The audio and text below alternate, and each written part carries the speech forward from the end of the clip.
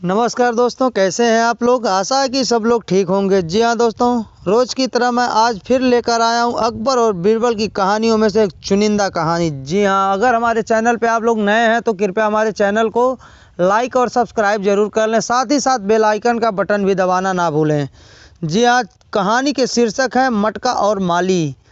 माली के मटके की चोरी कैसे हो जाती है और बीरबल देखिए कैसे मिनटों में उसे खोज के निकालते हैं। बीरबल के दिमाग का दांच देना चाहिए। जी हाँ, आइए शुरू करते हैं। एक बार की बात है, बीरबल अपने गांव से गुजर रहे थे कि तभी उन्हें किसी के रोने की आवाज़ सुनाई दी। उन्होंने जब चारों ओर देखा तो उन्हें एक बूढ़ा आदमी दिखा। बीरबल ने उसके पास जाकर देखा तो पता चला कि ये राजा अकबर के बागीचे में काम करने वाला माली है।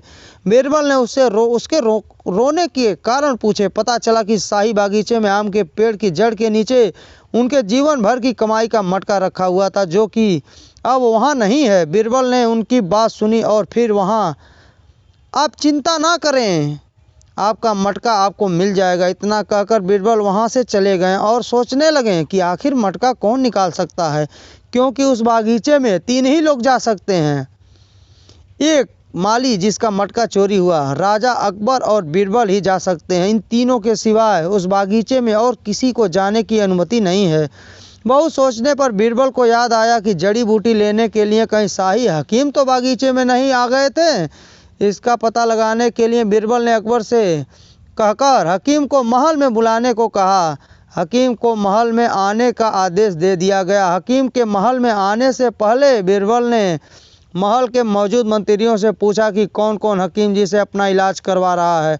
तब एक मंत्री ने बताया कि उसको दस्त लग गए थे, जिसका इलाज हकीम जी कर रहे हैं। दस्त के लिए उन्होंने आम के पेड़ की जड़ से बनी दवाई ही दी है।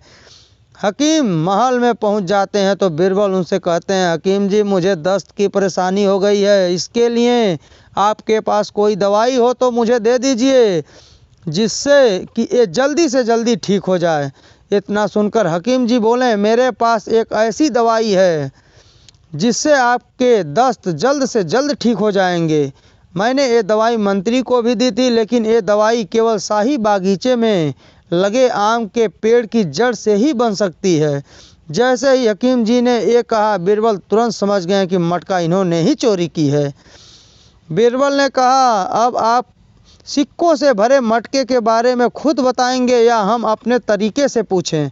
हकीम ने कहा, हुजूर, मुझे माफ़ कर दीजिए, मुझे लगा ये मटका बहुत पहले का दबा हुआ है, इसलिए मैंने उसे निकाल लिया। अकबर ने बीरबल की तारीफ करते हुए कहा, तुमने आज फिर अपनी बुद्धिमानी से एक और चमत्कार कर दिया और एक बहुत बड़ा चोर पकड़ लिया। मटका चोरी करने की वजह से अकबर ने हकीम से शाही पद छीनने का आदेश दे दिया, लेकिन बीरबल ने कहा, इन्होंने तो सच बता दिया महाराज, इसलिए इन्हें सज़ा नहीं मिलनी चाहिए।